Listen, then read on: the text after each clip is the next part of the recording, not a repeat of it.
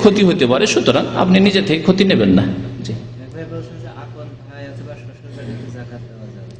শ্বশুর বাড়ি জাকাত দেওয়া যাবে, কারণ তাদের ভরণ পোষণ নেই।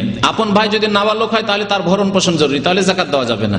কিন্তু আপন ভাই যদি বড় হয়ে গেছে আর তার ফ্যামিলি বড় অভাবী, অত্যন্ত গরিব মানুষ, তাহলে জাকাত দেওয়া যাবে। তার ছেলে মেয়েদের জন্য লালন পালনের জন্য জাকাত দেওয়া যাবে।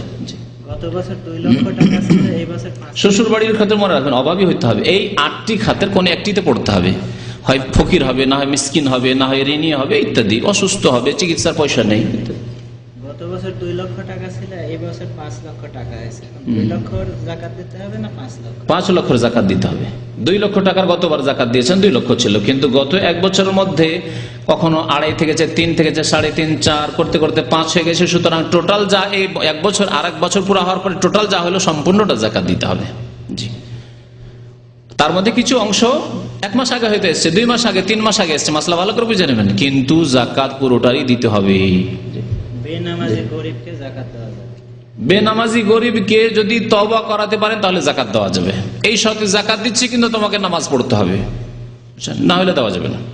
নবী সাল্লাল্লাহু আলাইহি ওয়াসাল্লাম বলেছেন তুখাযু মিন আগনিয়াহিম ফাতুরাদ্দু আলা ফুকারা, জাকাত মুসলিম সচ্ছলদের কাছ থেকে না, বিত্তবানদের কাছ থেকে নেওয়া হবে, আর তাদের ফকির মিসকিনকে দেওয়া হবে, তাদের ফকির।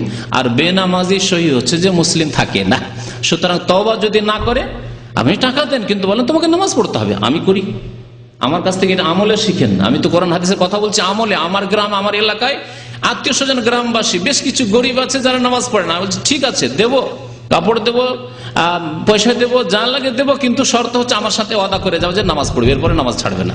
ওয়াদা করে সে মুনাফিক করে আবার আল্লাহর কাছে জবাব দেবে, কারণ আমার দাওয়াত আমি তাকে পৌঁছে দিয়েছি, আর আমার দান দিয়েছি তাকে মুসলিম করে তওবা করিয়ে নেওয়ার পরে। যে তওবা করলো, যে নামাজ পড়ে, সে মুসলিম হয়ে গেল, তারপরে তাকে দিয়েছি, আমি দান করেছি। হিম্মত করেন। আপনি যেখানে দান করতে পারছেন, আপনার কি ভয় আছে সেখানে? ইসলামের দাওয়াতের কাজে লাগান আপনার ধন সম্পদকে। আল্লাহর কাছে এটাও বলতে পারেন, আল্লাহ দান তো করেছিলাম, জাকাতও দিয়েছিলাম, তার সাথে ইসলামের দাওয়াতও দিয়েছিলাম, নামাজের দাওয়াতও দিয়েছিলাম। স্বর্ণ এক তো হচ্ছে নিসাব, মানে সর্বনিম্ন যে স্বর্ণ হলে জাকাত লাগবে, সেটা হচ্ছে 7.5 ভরি, 7.5 ভরি বা 85 গ্রাম। 85 গ্রাম যদি কারো কাছে থাকে তাহলে জাকাত লাগবে, তার কম হলে জাকাত লাগবে না। আর জাকাত হচ্ছে 40 ভাগের 1 ভাগ। স্বর্ণে, চাঁদিতে, টাকাতে, রিয়ালে, ডলারে, সবকিছুতে, ব্যবসায়ী সামগ্রীতে, এগুলিতে 40 ভাগের 1 ভাগ লাগবে। জি, খাদ্যদ্রব্য যদি সেচ করে হয় তাহলে 20 ভাগের 1 ভাগ। বিনা সেচে যদি এমনি হয়ে যায়, ফসলে বিছন বুনে দিলেন, ছিটিয়ে দিলেন আর হয়ে গেল, তাহলে 10 ভাগের 1 ভাগ। 10 ভাগের 1 ভাগকে আরবিতে অসর বলে, আশারা থেকে অসর। এজন্য আমাদের দেশে খাদ্যদ্রব্যের জাকাতকে কি বলা হয়? অসর বলা হয়। কিন্তু আজকালকার জামানায় এই পরিভাষাটি, এই টার্মটি অনেক আগে এসেছে, যখন এমনিতে ফসলগুলি হয়ে যেত, আমাদের আউশ ধান এমনিতে হয়ে যেত। আজকালকার ধানে, গমে সেচ লাগে, সুতরাং এতে নিসফুল ওসর লাগবে।